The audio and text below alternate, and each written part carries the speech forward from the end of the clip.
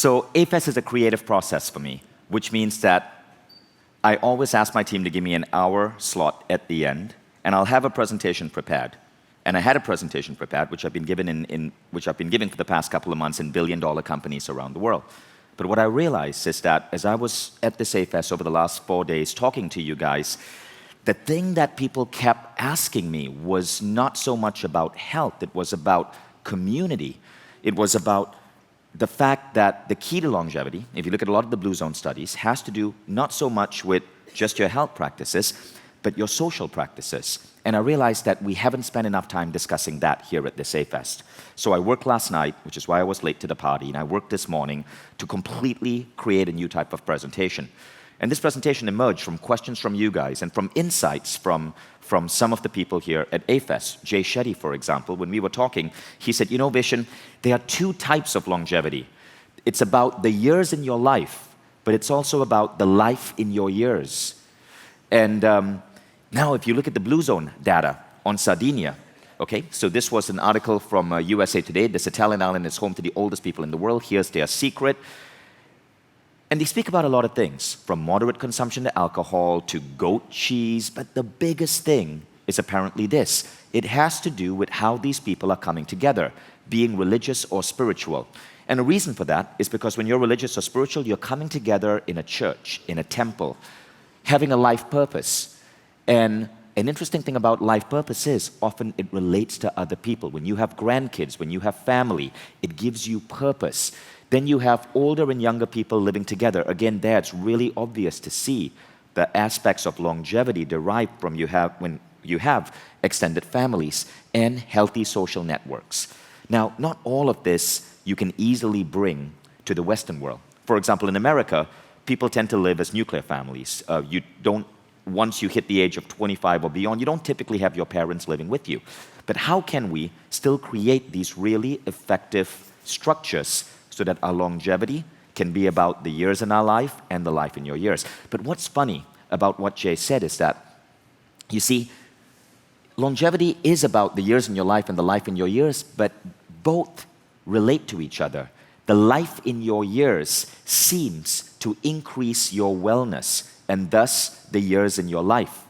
Now, what I want to talk about here is how can we create these structures in our own atmosphere, in our own environment that add life to our years through human connection. Now, what is the biggest area of life that almost all of you are immersed in, other than your family, that creates human connection? It has to do with your company. All of you spend 70% of your waking hours at work. Raise your hand if you agree with me. Okay, it's a rough metric, but 70% is where we spend our waking hours at work. Now, of course, there are exceptions to that. When you're on maternity or paternity, you might be off work for a while. But in general, most people over here are spending 70% of our waking hours at work. How can we structure work to infuse us with the well-being and the health benefits and the happiness and to add life to our years so that we live longer? So we've been doing that at Mindvalley for a while, and I wanted to share with you some principles, some ideas that you guys can take home and apply to your own company. One of the unique things about Mindvalley is that we have a really, really, really tight team. And this team comes from right now, 49 different countries. We just hired our first employee from Iraq, and we just hired our first employee from Uganda, and this list, and Trinidad and Tobago. I don't even know if that's 1 or 2 countries. So the list keeps growing and growing and growing. And one of the reasons for it is because of how we structure the company. We believe that work shouldn't just be about getting things done. Work should fuel happiness. It should fuel joy. It's reflected in the office spaces. And when you put all of this together, a really interesting thing happens. We get so many people applying to the company that we've actually had to say no to resumes. We say, look, if you want to apply to join the team, give us a video cover letter. And then we scan these video cover letters. We get 150 applications every week, and we choose maybe 1 out of 200 from these beautiful, powerful human beings who are so enthusiastic about joining the team that they effectively create a 3-minute video, put it up on YouTube to talk about why they want to be part of our mission to change education. So we spend 70% of our working hours at work. Why shouldn't work be the healthiest, most communal, happiest, most fulfilling time of our lives. How can we engineer that so that this idea goes to every single person who's part of your team? And when you do that, I believe what happens is magic happens. Your company starts taking off, and more than that, you create loyalty, you attract the best people, and you and everyone else starts living longer. So I'm fascinated with the application of these ideas to companies, because if you look at the studies out there, 54% of Americans, according to Gallup, say they dislike their jobs. And if you look at the studies out there, most people, their jobs make them sicker because of the stress, because of the anxiety. And then there's another phenomenon that's emerging right now, and that is the scourge of loneliness. Loneliness is up 300%. 50% of CEOs say they are lonely. And loneliness, doctors now say, is worse for your health than smoking and obesity. So think about that. If you are lonely, that's like basically having an addiction to cigarettes. It's like being obese. It has that dramatic an effect on your longevity and your well-being. So what I want to share here are 5 keys, where if you are the CEO, if you are the owner of the company, these 5 keys help you add life to your years, thus help you live longer. They help push away that aspect of loneliness. They help make your job more happy, more fun. But the side effect of these 5 keys is that they also influence everyone in your sphere. Now, these apply whether you're running a team, a community. They could apply to a school, if any of you are teachers. They could apply to service companies. They could apply to small businesses. It doesn't matter if you have a large team, a small team, if you're solo and making your first hire, or if you're building any sort of tribe. So feel free as you go through these ideas to pluck out what you want, stick it in your company or your startup, or if maybe you run a school, you can try applying these there. If you have any form of tribe, maybe you have your own conference, try sticking these ideas there. Now, there were so many ideas, and because I put this presentation in the last 24 hours, I couldn't really decide what were the best ones. So I went through a list of 22 best practices. I put them into 5 categories, and I'm going to share as many as I can with you. We won't go through all 22. We'll go through around 11. Now, I go fast. There's a lot of slides, and there's a lot of ideas. You don't have to capture and master all 11. If you get 3 of these, and you apply 3 of these to your company, these could create a remarkable shift. There's one particular idea here, studied by Harvard, that suggests it can cause as much as a 50% boost in revenue. And it takes 2 minutes a day. So, you guys ready to get started? Now, in my book, The Code of the Extraordinary Mind, I talk about this concept called rules. Rules are bullshit rules that we adopt to simplify our understanding of the world. So human beings are like lemmings. There's actually a study on this. It's called Memetics and Social Conditioning. Because the world is so complex, to understand the world, we look at other human beings, we see how they're acting, and we emulate them. So the first guy who comes and sits in a beanbag creates an emulation model for other people to come and pick a beanbag. But it happens a lot with life as well. And so often we emulate other things that other companies are doing, even if they don't make any sense. So here, what we're going to do is, I'm going to ask you guys to discard some of your ideas on how work should work. Think about perks, right? Forget that. Think about employees, forget that. I'm going to suggest later on that employeeship is going to become obsolete. Think about company culture, and forget that, because we're going to shift what we mean by company culture. Think about what is appropriate workplace behavior, and toss that out the window. What I want to do is attempt to rethink work as if there were no established bullshit rules that we had to choose from.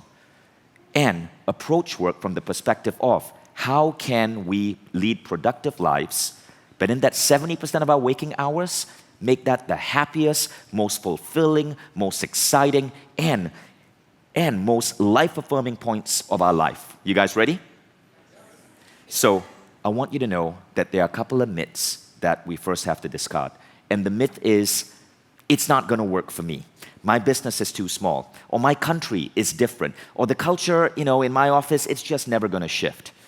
Everything can shift with time. So what I thought I'd show you, because many of you have seen the glossy aspects of Mindvalley, I'm going to show you what those aspects look like 3, 4, 5, sometimes 10 years before the shift happened.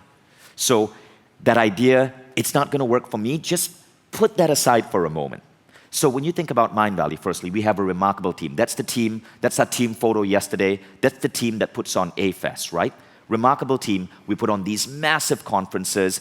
Amazing people come from all around the world. 5-star resort, incredible speakers like Jay Shetty and Ben Greenfield. But if you go back 15 years ago, in 2003, that was me running my seminar business. I was in New York. You can see I could barely afford pants. The table and chair that I'm working on, I basically salvaged from the street because, beautiful thing about New York neighborhoods, I lived in Hell's Kitchen. From that name itself, you can tell what the neighborhood is like, Hell's Kitchen.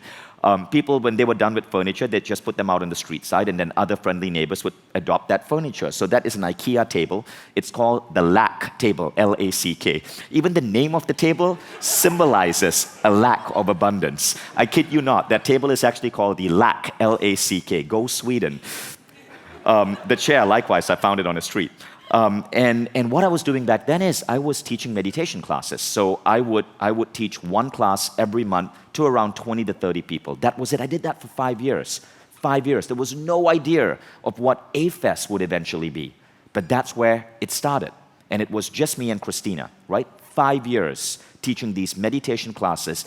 And on a good weekend, I'll make $3,000. That's it. $3,000 is nothing in New York. But I loved it. It was passion. And that's the first step. When you love what you do, it's easier to stay with it and continue growing it. Now that is how A-Fest really started. That is how I actually started becoming a teacher. Now, here's another picture. That's our Mindvalley team today. Remarkable team, 49 different countries represented, and that's just our team in Kuala Lumpur, Malaysia. By the way, Kuala Lumpur is a developing country, so any of you from the developing country, no damn excuse. You can do this too. That is our team, though, in 2005. You can tell how old that picture is from the iMac on the desk. You can see, I don't know why we are posing with books and binders. I think maybe it's to make us look more intelligent. This is the Hall of Awesomeness. We have our own auditorium in the hottest neighborhood in Kuala Lumpur. When a new employee joins, they take what is called an oath of awesomeness on a statue of Wonder Woman. That's the auditorium now. It seats 150 people. We have had world leaders come and visit. But that's the auditorium 10 years ago. You can see that guy is taking an oath of awesomeness on it's not even a real now we have a custom designed Wonder Woman statue. That's basically a souvenir product I brought from a market in Greece and I painted to look like Wonder Woman. You can see our whiteboard and our projector are basically the same thing, and the plant behind my butt has precisely 8 leaves. We couldn't afford a plant with more than 8 leaves. So again, you got to start somewhere, right? That is our office. Our offices win awards. They are beautiful pieces of interior design. That's our office that we opened up in 2012, inspired by Jules Verne and steampunk. But that's our office in 2005, just 7 years earlier. It's like, you can see that poor lady is using a couch as her chair and her chair as her table. I don't know what was going on there. Maybe lack of tables, lack of chairs. Maybe we just didn't know the proper way it worked. That's a Christmas card we sent our authors in 2012. That was the Christmas card in 2003. I had no one on the team, so I adopted a dog from Australia and a cat that we got from a shelter in New York. Dressed them up. My cat still hasn't forgiven me. And that was the Christmas card. That's our kitchen and our diner, right? Beautiful space where people come and cook together and make healthy Alka-Jaisa shakes together. Our diner back in 2005 was basically that table with the best 3-in-1 coffee in packets that you can buy from Nestle. Amazing stuff. So what I'm trying to get at is that we all start somewhere. And being sucky and being small is okay. Because as long as you have a mind that's focused on where you want to get to, you will start evolving. And the problem with most businesses and most entrepreneurs is that they're so obsessed with the current reality, they forget to dream, they forget to think, they forget to create these visions that pull them and their team forward. Now, that's one of the things we want to talk about. But the 5 keys to shifting this culture in your company are this: positive optimism, connection, meaning, growth mindset, and giving. Now, we're going to go a little bit deeper, and in each of these 5 keys, I'm going to share with you a number of different practices. Let's start with the first one, okay? Positive optimism. Now, you may wonder, why didn't I put happiness? Why happiness versus, why positive optimism and not happiness? So I was talking to Jason Prowl last night over dinner. I was just asking people, why? So Jason is the guy who did the documentary on longevity, and I was asking him, what's the deal with happiness? And as we were talking and I was gathering insights, I realized that a lot of us get confused by state changes and stage changes. States and stages, states and stages. Let me explain. Happiness is a state change.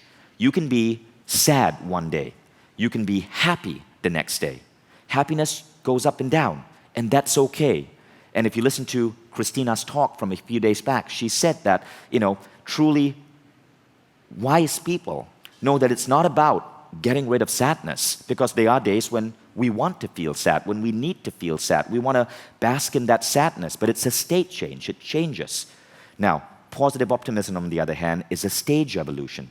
Positive optimism means that you realize that the world is going to be okay, that everything is going to work out in the end, that even if you have temporary pain, with your abilities, with your beliefs, with your mindset, you can overcome. So it is not the rejection of sadness, but the thought, even during sadness, that the future will be okay. And this is from Christina. The difference is happiness is misleading. Happiness is a state change. You can go in that state, you can go out of that state.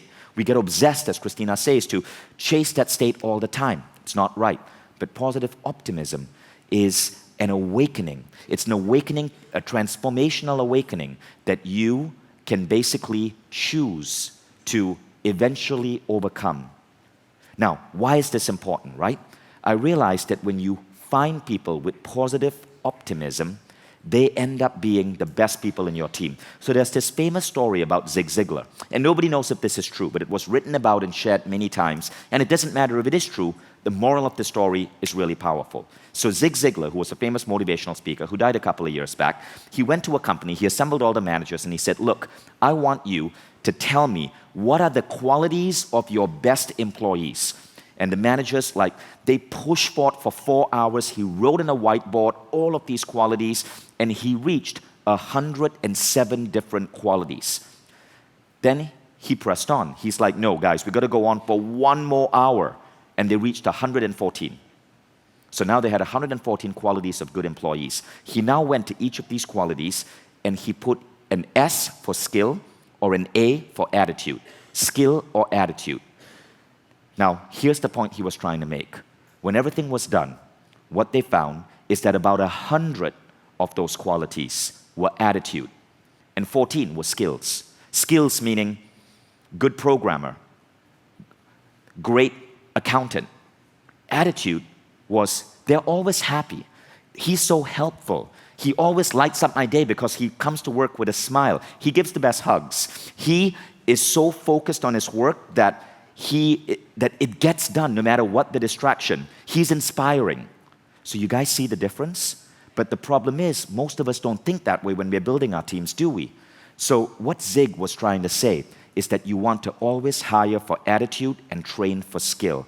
Hire for attitude, train for skill. This was one of the biggest mistakes I made when I was starting out. I would hire really skillful assholes, and then they would just mess up the company.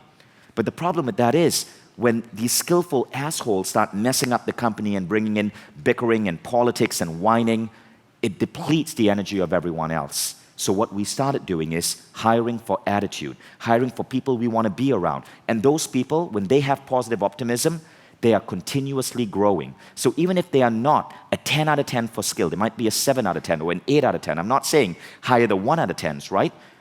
But what happens is those 7 out of 10s, within 6 months, they are a 10 out of 10. And as a bonus, they're bringing you that right attitude as well. So if you look at all the teams in Mindvalley, the people in Mindvalley tend to have amazing attitude. One of the things that a lot of you guys told me in the last couple of days is you loved meeting the Mindvalley people. They were helpful, they were kind, you could tell that they loved their jobs, they loved hugging each other and everyone else. It's because attitude is what we're going for. The skillful assholes, we try to eliminate them as fast as we can. Now, that was the first idea. So the thing I want you to write down is hire for attitude, train for skill. Before you start creating your tribe, you have to nurture your tribe. And you've got to find and plant the right seeds. And the right seeds will create the culture that eventually encapsulates your tribe. Now, when that culture is strong, You can take someone who maybe doesn't have all the qualities and you can plant them in that culture and they will bloom. Neil Donald Walsh has a really interesting saying. Higher level consciousness will elevate anyone of lower level consciousness. If you have a high consciousness tribe, you can bring in someone who is maybe depressed, who is going through some lower level state changes, and boom, they get healed. But it doesn't occur the other way around, right? If you have lower level consciousness and you bring on someone who is happy, who is dynamic, you actually infect them and they start getting depleted. So you always want to start by making sure that the highest level consciousness are joining your tribe. That's number one.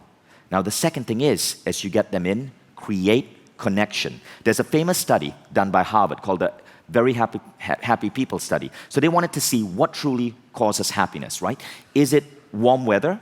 Is it having a great physique? Is it having a job that you love? It turns out there's only one thing that causes happiness, and it has a 0.7 relation to happiness, 0.7 correlation to happiness, and it is the strength of your social connections. Let me repeat that. The strength of your social connections. It means the people around you. So as I was talking to Jason Pral last night, I asked him, is it the social connections in Sardinia that cause happiness? Or is it that that cause longevity? Or is it that the social connections cause happiness and happiness causes longevity?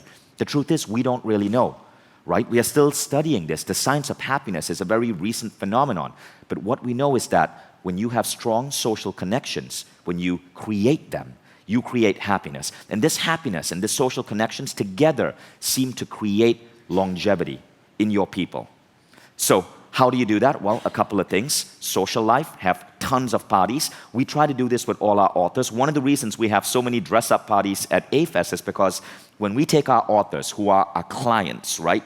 Like Ben Greenfield and Lisa Nichols, and we get them to dress up really crazy and cover themselves with body paint, it creates a different type of social connection. They no longer feel like Mindvalley is just a business partner. Mindvalley becomes part of a family. And so we extend this social connection to our authors. So many of our authors, some of our authors, their friends are people who work on the Mindvalley team. It creates a really healthy dynamic that's a win-win for everyone. Now, another way we do this is team retreats. So once a year, we take our entire team and we fly them to an island. Sometimes we occupy an entire plane. By the way, funny thing about that photo, the people in the photo who are not smiling are the ones who don't work at Mindvalley. And they're at the team retreat. We basically create situations for people to connect. Again, social connectedness. I remember reading Richard Branson's book, and Branson's another guy, right? He's built an incredible company, and fun infuses everything in Virgin Brand. Look, that's me on Necker Island with Branson. You can see already we're in togas, nip slips are happening. That's just how Branson rolls. Now, in his book, he says, and this should be part of every business plan, have lots and lots and lots of parties, and the CEO should be the first person in the pool. So CEOs, company leaders, note that.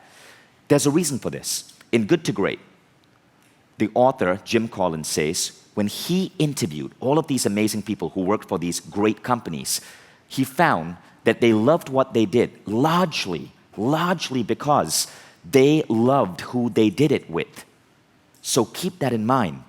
People who love what they do largely love what they do because of who they do it with.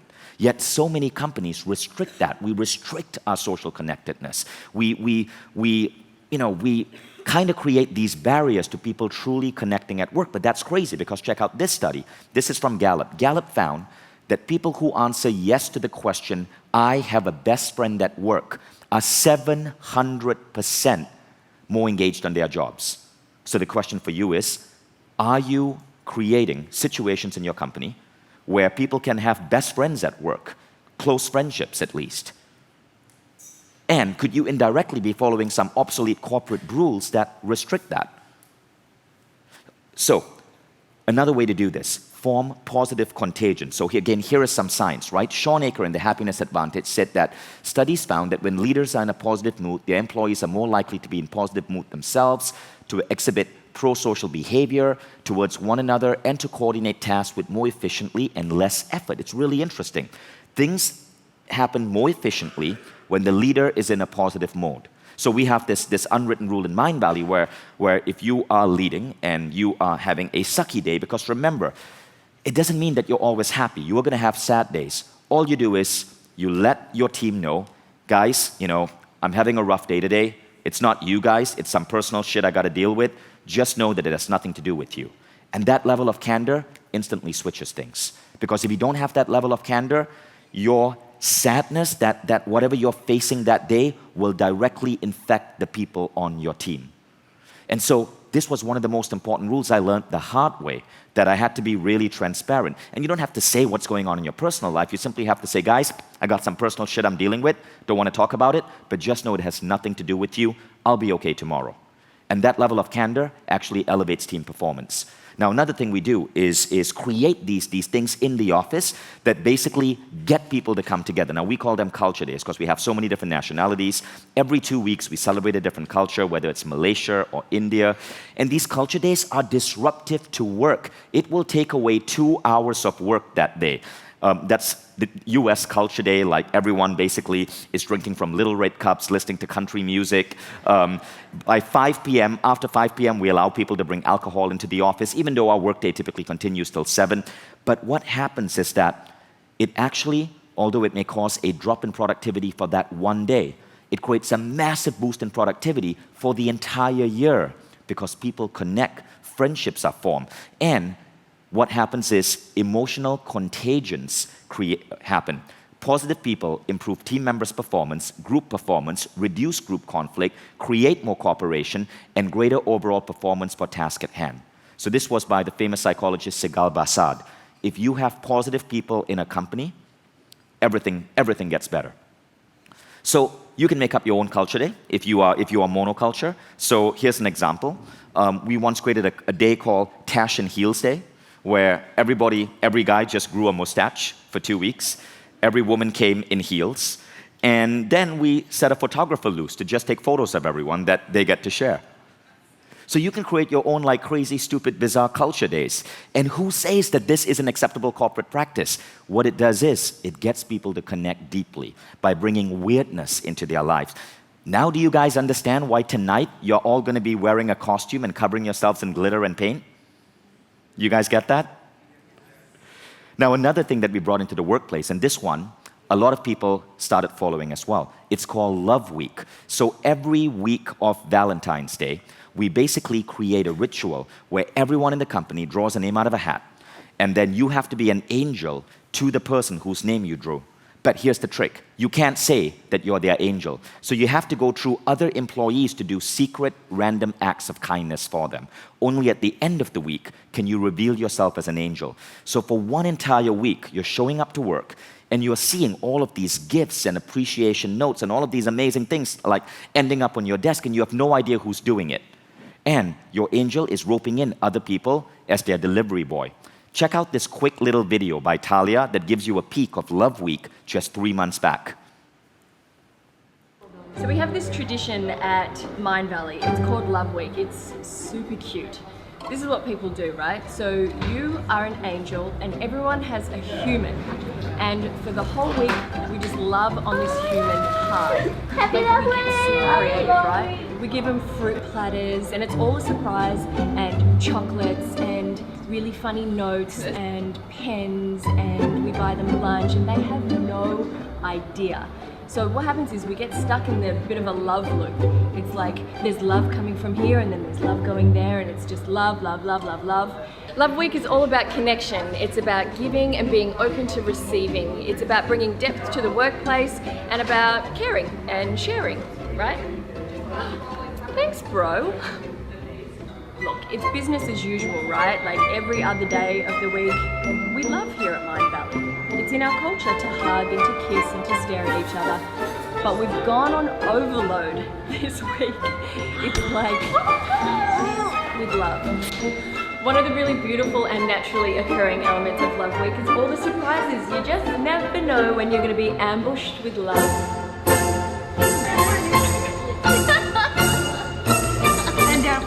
There are several of them too.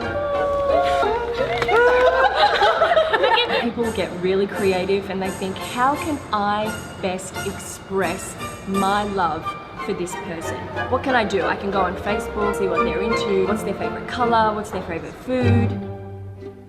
So it's like Sebastian, for example. He loves guacamole, and I just saw his angel delivered him guacamole. And he's like, guacamole, like his day is made. And why can't we do this every day? I don't know. But the thing is, for this 1 week, we just go on overload, and it's the most beautiful thing.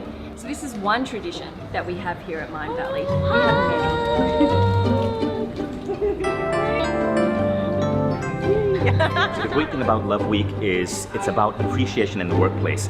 And studies show that when people feel close to each other, when they appreciate each other, productivity goes through the roof. So every company should be doing this. Anastasia, happy Love Week. Thank you so much.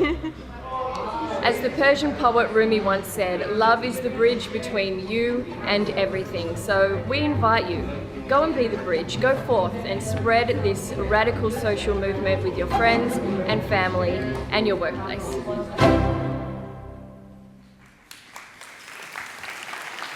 So doesn't that just bring a smile to your face? Now the thing is, anyone can do this. We've had companies, we've had departments in the government of Canada take on Love Week. We've had companies with 5 people take on Love Week. And we want to make it easy for you guys. Just go to, just Google Love Week, YouTube. You will find tons of videos that directly explain how to bring this into your company. And again, productivity will go down by 2 hours every day, right? You're literally telling your employees to take away 2 hours of their working time and spend it appreciating each other. But what you will find is that the ripple effect for that will cause a boost in engagement and productivity that will last the next year. It is amazing how incredible this works. So remember this study. If you can allow people to become close friends with their workmates, it is one of the single biggest things you can do to boost engagement. Now, another aspect of this idea of creating connection is what we would call frequent appreciation, right? Richard Branson said, like flowers flourish on water, people flourish on praise. Now I know this sounds fluffy, so I thought I'd bring in some science. What I'm gonna play for you guys is a 3-minute video by Harvard psychologist and scientist Sean Aker on the power of appreciation. Now this is a 2-minute exercise that Sean is advising companies to do. Basically, he says, the managers to the company show up, they take an iPhone, they set a timer for 2 minutes, and in that 2 minutes, and this is the first thing they have to do when they start their job, they write an email of appreciation to another person in the company. When the 2-minute ends, they hit send. That's it. 2-minute exercise by Sean Aker, okay? Now check out what Sean Aker says about what this has done for massive corporations, and just have an open mind. Because as hokey and fluffy as it sounds, this is hard science. Happiness may be a choice, but it requires some effort on our part. And I think it requires effort both at the individual level, but also I think for those of us that own companies, those of us that lead other people, I think that we have not just a moral obligation, but a business obligation to make sure that the people on our team are in a positive state. I think at the individual level, one of the things we found huge success with is we started having individuals each day. The managers oftentimes would lead this, but what we'd have people do at Facebook, what we had people do at Nationwide Insurance in the US, we had them every morning when they got into work, the very first task they had to do for 21 days in a row was to write a single 2-minute positive email praising or thanking one person that they know. Simple 2-minute positive email. So it could be something as simple as, thank you so much for helping me with my work yesterday. Or it could be something meaningful like, you're the reason why I come into work each day. You're my best friend here. Or it could be, thank you so much for covering for me when I had so much work going on the other day. But in each one of those moments, what that person is doing is they're actually becoming, they're providing praise to somebody else. And if they do it for 3 days in a row, they get addicted to it because they think how amazing they are for writing that email each morning. But the real value, and people start writing emails back about how grateful that they are to that person. But the real value is 21 days later, if we come back in and test the group that does it, if somebody did it for 21 days in a row, it turns out that their social connection score is in the top quartile of social connection. So a simple 2-minute habit each day moved them exactly where people wanted them to be within these studies, which leads to not only levels of happiness, but promotion, productive energy, sales, all the things, every business outcome we know how to test for. So we did this in Nationwide Insurance. We were working with a the president of Nationwide Brokerage Solutions, Gary Baker, who said he was a numbers guy. And he said, I thought happiness research was fluff, until we showed him the numbers and what we've been doing at these organizations. So he allowed us to do this intervention with his team. We did a couple interventions, but they think that this was the most powerful one. Over the next 18 months, they had a 50% rise in their revenue, which is crazy. 237% increase. Yeah, right. That's the incredible part. 237% increase in their application rates. Google flew out to see what they were doing. Their pharmaceutical company client came out to see how they're running their call centers. They started taking people off of their phones each day for 10 minutes so that they could actually have an opportunity to praise one another, to check in on a success that somebody else had and switch the leader each day. They called them huddles. Turns out that they've had they went from 650 million to 950 million in a single year with no new hires at that point, which was phenomenal. Isn't that data amazing? And by the way, Sean Aker, he wrote the book Happiness Advantage. He's a Harvard scientist. This was an actual experiment at Nationwide Insurance. And how many of you think that you could spend 2 minutes a day writing an email, right? So this is such a powerful idea. I cannot even express how amazing this is. Now, I hack it a bit. I use WhatsApp because we communicate a lot in our teams using WhatsApp, and I leave an audio message, right? Or I use emoticons. But you can do it in any way you want. It's about the feeling of appreciation. So that was concept number 2, social connections. Now, Sean did say something there. He said, when people start doing this, they rise to the top 25% quartile of a company in terms of social connectivity score. This is a measurement that Harvard uses to identify who are the people in a company that typically get rated as the kindest, the friendliest, the most supportive. It's called social connection score. Like if you look at people like E. Valencia, right? Really high social connection score. He is here helping and supporting so many people. Now, what the Harvard study found is that people who are in that top 25% of social connection score are 40% more likely to get a raise than anyone else. 40% more likely. Now, when they found that they did this experiment with the 2-minute appreciation, the people who are doing that immediately, within 1 month, they go to that 25%, that 25% quartile. So not only are they making their peers happier, indirectly, based on Harvard data, they just created a 40% salary increase for themselves. Sorry, a 40% better chance of them getting a raise. It's fascinating. But sometimes because it's so easy, we don't do it. And we bring in these high-priced business consultants and strategy consultants, not realizing that sometimes a 2-minute practice that you can bring into a company can cause that company to go from 650 million to 950 million. It's all about culture, folks. It's all about the people. Now, we'll go on to the third point, which I really am excited about, and it's called infuse meaning. So human beings are goal-driven organisms. This means that one of the things that makes us separate from animals is that we chase goals. And it seems to be healthy for us to chase these goals as long as we're not tying our happiness to the goal, that the happiness is part of the journey. Japan has some of the longest living people in the world. And when I spoke to Jason Prowl, he said, meaning is so key and crucial to everything in Okinawa, which is another one of the blue zones. Now, in Japan, there's this concept called ikigai. And ikigai, feel free to take a picture of that slide. It's a beautiful model of how to give people a reason for being. Ikigai translates to reason for being. The closest English word we would have to it would be meaning. But what we find is that when you bring these elements into work, passion, mission, vocation, profession, having people do what they love, do what the world needs, do what they can be paid for, and do what they're good at, you give them meaning. So, here's why this is important. Another Gallup study found that men who retire at 80, 86% kept working because they found their work fun, but 93% kept working because they found their work meaningful. Meaning directly seems to translate to longevity at the job too. These people continued working into their 80s because they found their job meaningful. So how do you do this, right? Well, Salim Ismail, in his book Exponential Organizations, coined a phrase called the massive transformational purpose. And it means companies that have an MTP, a massive transformational purpose to make the world better, they attract the best minds. They create the best motivation in the job. They create the highest rates of productivity because they give people meaning. See, the problem with most people is that their problems aren't big enough. The problem with most people is they're trying to figure out, how do I lose this extra fat? Man, what is up with that guy who never texted me back? These are tiny problems, but they take away from people's true power and potential. So if you're running a company, what you want to do is give people bigger problems to solve. Can you solve clean water for planet Earth? Can you help improve human education? Can you help create healthier children? What problem are you trying to solve with your company? This guy does it remarkably well, Elon Musk. And in a study of Silicon Valley workers, the people who rank meaning as the highest in terms of their jobs are the people who work for SpaceX and Tesla, number 1 and number 2, both companies run by Elon Musk.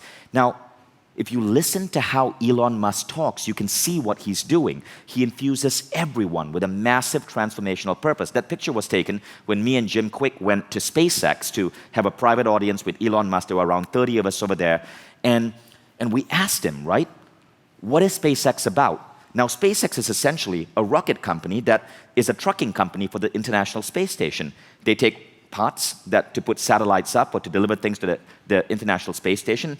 And it's a trucking company that vertically sends a truck up, a payload. But Elon doesn't talk about that. He doesn't talk about, oh, we send payloads to space. He says this. He said, my goal is to make mankind an interplanetary species, because you never know when the next asteroid is going to hit planet Earth and wipe us out. Just like you back up your hard drive, I want to back up humanity on Mars. And he went on to say this, I don't know when it's going to happen. I'd say 10 years. In 10 years, we can start a colony on Mars. It was 2015 when he said this. And he also said this, he says, "Bet, I'm known to be over-optimistic with time." Notice, he's speaking about something so powerful, it rallies his troops. He doesn't have a clear timeline of when it's going to happen. They don't yet know how to get to Mars, but they know that they're going to figure it out. But even though he is not there yet, it's more than 10 years away. When he talks about his company, he talks 10 years in the future, and that rallies the employees. A key idea I learned from speaking to people like Peter Diamandis, speaking to people like Elon Musk is, when somebody asks you what your company does, when you're telling that story to prospective hires, don't say what you do now. Talk about what you're going to do in 10 years. It makes all the difference. I found that there was a flaw in our technology team in Mindvalley. 9 out of 10 people we gave an offer letter to rejected us, because with programmers, it's super competitive. They have so many other offers.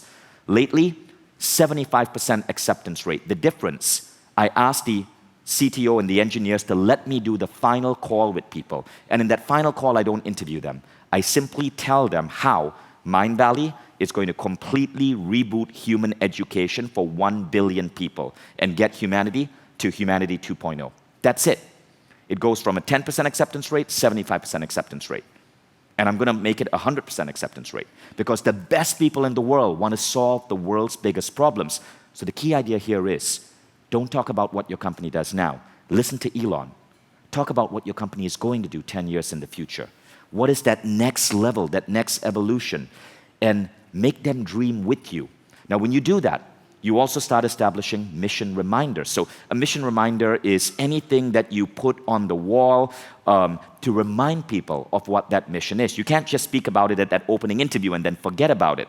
So one of the things we do, for example, is we have a blog called Customer Love, and we share stories on that blog of how customers' lives have been changed. When letters come in, when pictures come in, we just share it on the blog. Sometimes customers send us postcards. We stick it up on our refrigerator. But here's the thing. We share these testimonials not for other customers. They're for our employees. We want to remind our team members of the good work that they do. Okay, so that's point number 2. Now, point number 3, and this is a really key thing when it comes to like giving meaning. I decided to take what Elon was doing with the massive transformational purpose and ask us, what happens if we could infuse this in every single team? So I found that there were certain teams in Mindvalley that were run by great managers, but the teams were not innovating. And these teams would have problems. There'd be low motivation people, high motivation people, sometimes drama. And I noticed there were other teams in Mindvalley that had no such thing. There was almost no necessary need for management. Steve Jobs said, great people don't need to be managed. So what was going on there? Why is it that certain teams were having drama and low performance and stagnation and process breaks, and other teams were just crushing it? And I realized the difference was in the leader. Very often, in some cases, the leader was thinking pure management. I need to make sure that everybody knows their job role, everybody has a JD, everybody is following process. And in other teams, the leader operated as a visionary. I want to be the best. And their whole idea on that team was, we're going to do the best work. Now, if you look at the team that runs events in Mindvalley, they operate in the terms of the best. I don't know how Laura manages the team. I don't know how Kadi manages the team. I've never looked at their spreadsheet or their to-do list, but I know that every year they push themselves to do something good. When they were executing one A-Fest, they came to me and they said, hey, we want to take A-Fest to Asia. Can we do 2 a year? When they were doing 2 a year, the next idea was, can we launch Mindvalley University? Let's take on university. Let's do a 30-day program. After they launched Mindvalley University, a few months ago, Ola came to me. She's like, Vishen, in addition to everything else I'm doing, I want to expand Mindvalley to Dubai because for us to be truly great, we got to tap into the Arab market. The team doesn't quit. I have no idea how their processes work, but what I know is the DNA of the team is wired around being the best, creating an event company that's as great or better than TED, as great or better than Tony Robbins. And this rallies everyone else. And the funny thing is, it doesn't cause more stress. It causes more excitement, more enthusiasm. Work disappears because people have meaning. So I went back to Mindvalley this past month and I started switching things around. I said, okay, the leader of the team cannot be the manager. The manager is going to be the process holder. The manager will ensure processes are happening. The leader has to do some management, but the ultimate definition of a leader is that they want to be the best. If you lead films and design at Mindvalley, your job is to create the best films and design in the education industry. If you are working on apps, your job is to create the #1 learning platform in the world. If you're running Mindvalley U, your job is to be better than Harvard in 10 years. And that changes everything. So, can you take the departments in your company and spark in them this idea to be the best? Peggy McCord, who worked with Reed Hastings in Netflix to create the Netflix culture, right? She wrote a really amazing book that came out recently. The book is called Powerful. And Peggy says this, she says, all this thing about empowerment is bullshit. Your people are powerful as soon as they walk in through the door. What you gotta do is give them a way to channel this power. And the best way to get people to channel that power is to give them meaning, to give them a goal, to tell them, hey, let's be the best at what we're doing. Can you guys see how powerful this is? So make your teams, give your company a massive transformational purpose, an MTP. You can learn about that in the book, Exponential Organizations. Then go to every single team and say, okay, to get to that MTP, we need to be the best. We need the best design. We need the best art. We need the best filmmaking. We need the best customer support. And watch what happens to your company. Now, the fourth thing is nurture a growth mindset. As you're doing all of this, you want to remember to make your people grow. When I was young, I loved this quote on leadership. It was from Dwight Eisenhower. Leadership is getting other people to do things you want done because they want to do it. But now I realize that that is actually a kind of dumb, outdated model of leadership because it's the kind of leadership that could get a president to get 1 million men to march into a dumb war. So we believe that a better definition for leadership, and this is what we use as our leadership credo at Mindvalley, is this. Leadership is recognizing that we are all one, that every person you lead is as brilliant as you, as talented as you, and has the same capacity for growth and accomplishment. They simply need to be reminded of this. And so what we do then is we ensure that everyone in the company is growing, and we remind them of their greatness. Now, there are many ways you can do this. The best way is just helping people establish a personal vision for themselves. This author, Bill Jensen, said, and Bill came to visit our company in Kuala Lumpur, and I asked him, Bill, what is the future of work? And he says, the future of work is this. It's about getting employees engaged, not just about getting employees engaged in the company vision. It's about getting the company engaged in the employee's vision. Getting the company to identify how does each employee want to grow, and then helping create a conducive environment where these people can grow. And yes, sometimes people will grow so fast they will leave you. But when you create a reputation as the company that created all of these heroes, guess what? More people want to join you. Recently, we had an incredibly amazing, talented woman in Europe write to us to say that she was prepared to quit her job and come and join Mindvalley. And I asked her why. And she was in Estonia, and she says, well, because I follow Kadi Oya on Facebook. Kadi is our head of Mindvalley U. And she says, and I am shocked by how much Kadi has evolved and changed and grown in just 1 year. And I want a piece of that. And so many people don't grow their employees because they're afraid that it means that they're going to go start their own organization or their own company. We don't have that fear because we know that when you grow people, what happens is that you get so many other people lining up outside your door to want to be part of that company. And when you give people a massive transformational purpose, all of that growth, all of that power, they get to use it in your company.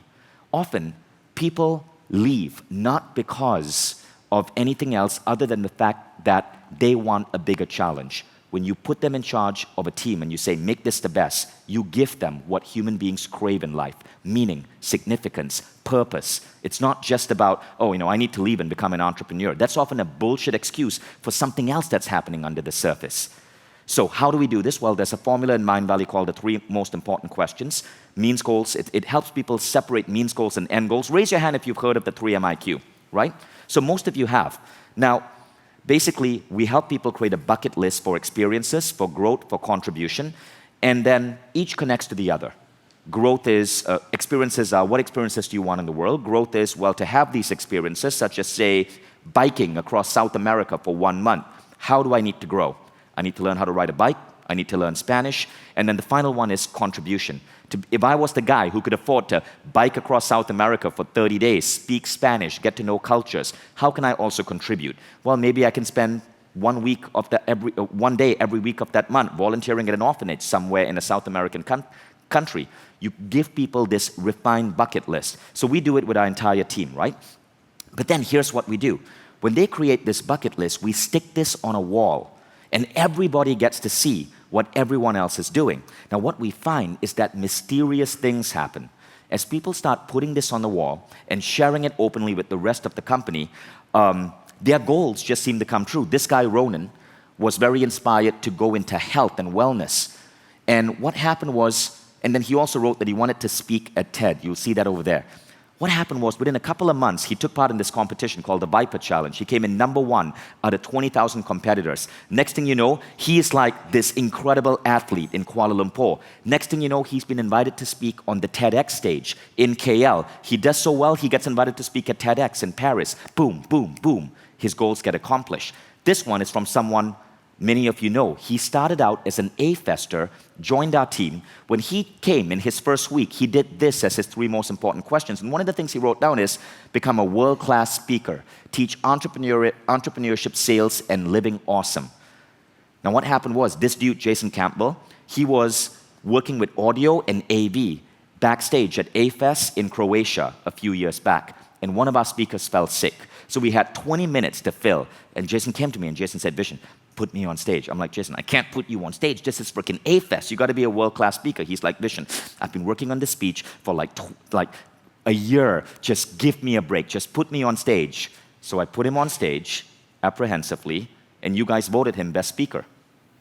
Now, not only has he spoken on stage at A-Fest, but he has his own host, his own show on Mindvalley membership, where he teaches, guess what? Sales and entrepreneurship and living awesome. This lady, Luminita, was a blogger working for Mindvalley. She wrote a blog post, and nothing happened for a while, but on her 3 most important questions, she had written that she wanted to be a world-class author, get a publishing deal, and lots of amazing things over here about traveling around the world, writing, and so on. In 6 months, her blog post started taking off. Pure randomness.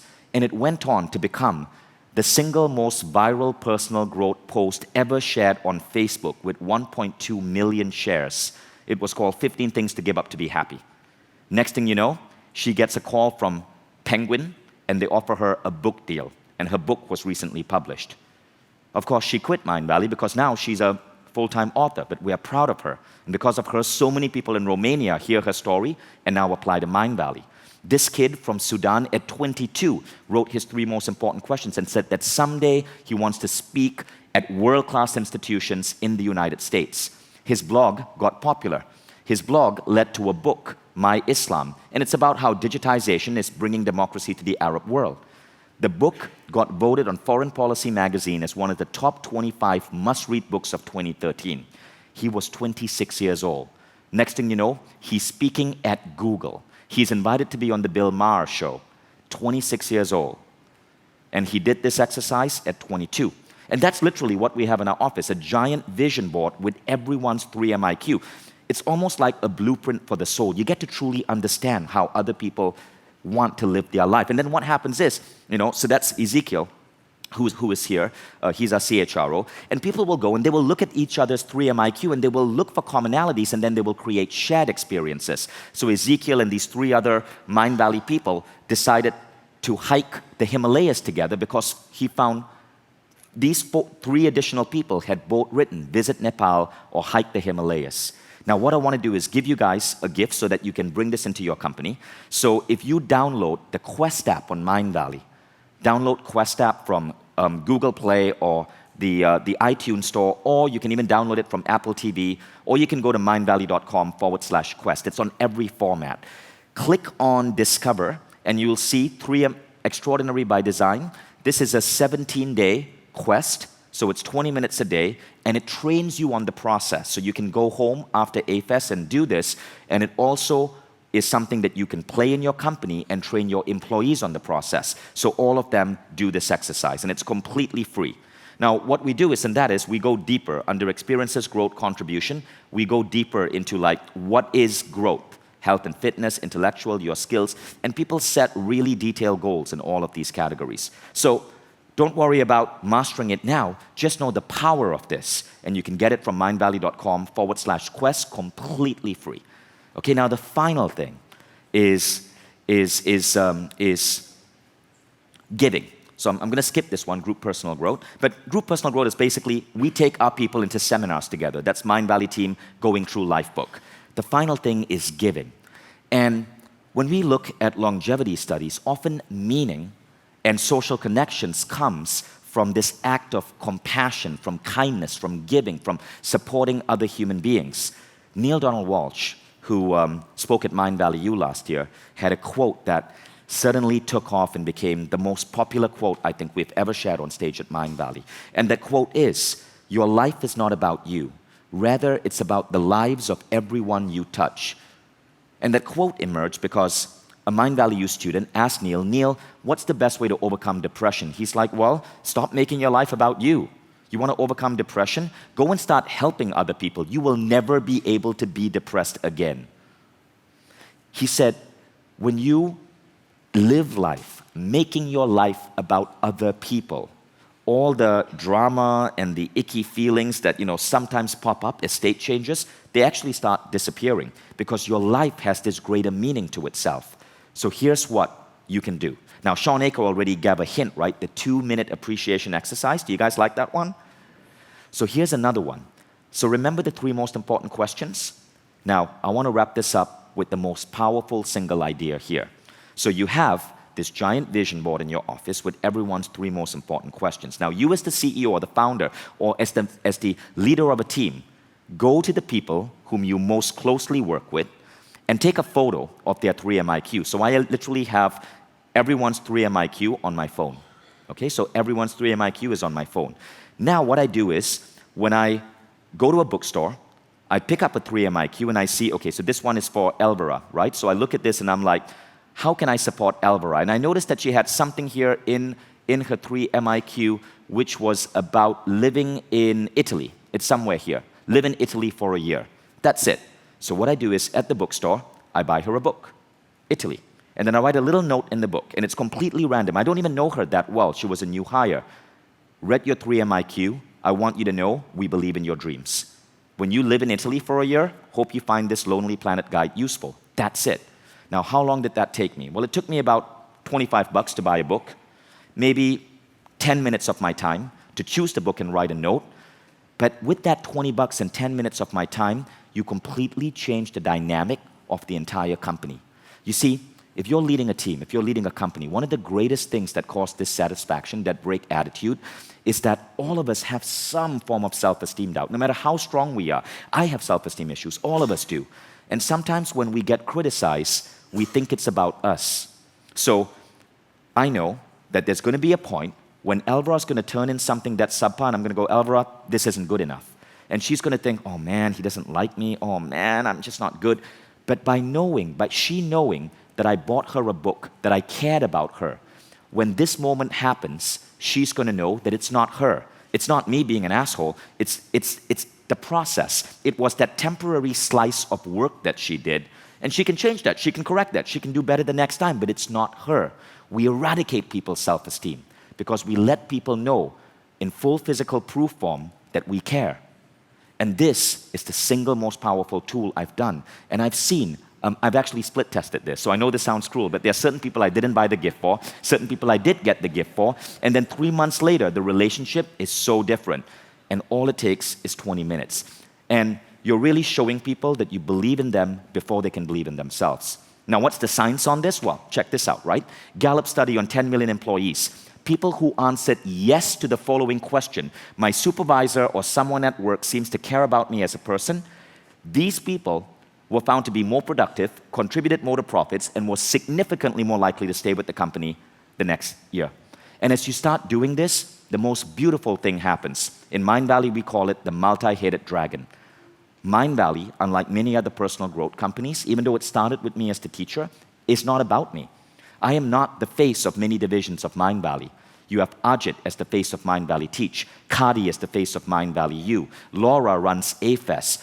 People like Ola and Kadi and Dorota will speak on stage and get standing ovations at Mindvalley events. We create leaders at a really, really, really high level. And on the pre-day event, when me and Eric Strauss were talking about scaling up and ideas for entrepreneurship, I said, pay attention to how we build people at Mindvalley, because by the time you leave A-Fest, if you leave any other conference, by a single speaker, you will know the speakers and you will know the owner of the conference, but you won't know their team. But at Mindvalley, it's different. By the time you leave this, you will directly know people on my team. You will know their names. You will be hanging out with them. You will have an fond appreciation of them. You will connect with them and not necessarily me, because we create leaders at that crazy rapid rate. So we call it the multi-headed dragon because we can grow because we're investing so much in growing different leaders and different heads. So if you just look at this picture, you'll recognize so many remarkable leaders, right? And they tend to be the ones who have been with us the longest time. Laura since 2012, Miriam in and out since 2010, Kadi for around 4 years. And when you go to Mindvalley U, you will see them on stage. You will see them in the PR articles. And that's really what this is about. It's about turning your company into a tribe, making your company a way where people get positive optimism, and it's a de facto way of working, where they get deep, meaningful connections. Their jobs give them meaning. They are perpetually in a growth mindset, so they are actually healing and growing while working in the company. And finally, you give people a reason to give. And when you do that, not only do you create a really high-functioning tribe, but the greatest thing happens. Your work becomes an act of healing and transformation for everyone involved in your organization. So remember Jay Shetty's words, right? It's not just about the years to your life. It's about the life to your years. And work, which is where we spend 70% of our waking hours, needs to be completely overhauled and turned into something as powerful and effective and soothing for our lives as, say, a beautiful spa treatment or a beautiful weekend at A-Fest. Thank you, guys.